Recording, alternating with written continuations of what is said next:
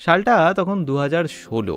ফুসফুসের একটি সমস্যায় আক্রান্ত হয়ে কলকাতার এসএসকেএমে ভর্তি হয়েছিলেন কালীঘাটের বাসিন্দা এই পার্থ কর চৌধুরী। এই মানুষটার কাহিনী আজ আপনাদের শোনাবো।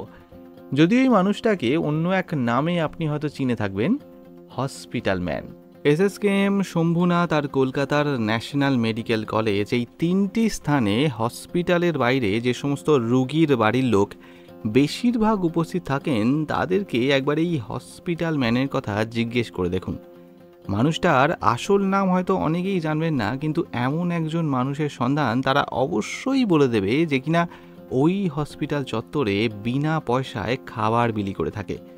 2016 সাল নাগাদ ফুসফুসের একটি সমস্যায় পার্থবাবু এসএসকেএমে ভর্তি হলেন, কিন্তু ওই অবস্থায়ও তিনি খেয়াল করলেন হসপিটালে উপস্থিত রোগীর পরিবারের ঠিক কতটা খারাপ অবস্থা হতে পারে। রোগী না হয় চিকিৎসা পাচ্ছে, কিন্তু তার পাশে থাকা মানুষগুলো, তার পরিবার পরিজন, তারা যে সারাদিন না খেয়ে কাটাচ্ছেন, সেটা কি কেউ ভাবছে? বোধহয় না।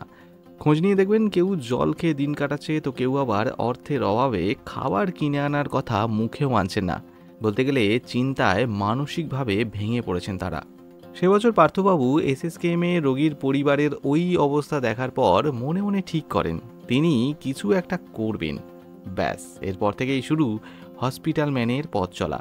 প্রতিদিন দুপুরে ভাত, ডাল, তরকারি আর রাতে রুটি সবজি নিয়ে এই পার্থবাবু পৌঁছে যেতে শুরু করলেন কলকাতার সরকারি হসপিটালের বাইরে। তিনি কোনো নাম জানতে চান না, কোনো ঠিকানা চান না, শুধু হসপিটালের কার্ড দেখালেই তিনি খাবার এগিয়ে দেন। ঠিকই শুনছেন, বিনা পয়সায়। জানলে অবাক হবেন, প্রতিদিন কমপক্ষে 100 থেকে 150 মানুষ বর্তমানে এই একটা মানুষের জন্য অপেক্ষা করে থাকে। সকাল হলে 10:30 আর সন্ধে হলে 6টার দিকে এই মানুষটার দেখা মিলবেই। পেশায় একজন পুলকার চালক হয়েও প্রায় 8 থেকে 9 বছর ধরে এই কাজ করা সত্যি কিন্তু তারিফের ব্যাপার। কোভিডের সময়ও যখন পুরো কলকাতা শহর থমকে গিয়েছিল, মানুষ আতঙ্কে ঘরবন্দি হয়েছিল, তখনও এই মানুষটা হসপিটালের বাইরে দাঁড়িয়ে মানুষের হাতে এইভাবে খাবার তুলে দিয়েছেন। ওনার নিজের বক্তব্য যদি বলি, উনি নিজের ভূমিকা নিয়ে কোনো বড় কথা বলেন না।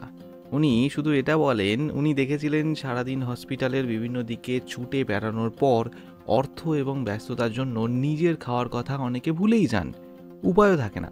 তাই ওনার মনে হয়েছিল যদি মানুষের পাশে দাঁড়াতে হয় তাহলে শুধু ধর্মীয় স্থানে গিয়ে খাবার বিলি করলেই হবে না, হসপিটালে যে সমস্ত মানুষ থাকেন তাদের জন্য খাবারের ব্যবস্থা করতে হবে। এবং সেই থেকেই এই হসপিটাল ম্যানের যাত্রা শুরু হয়।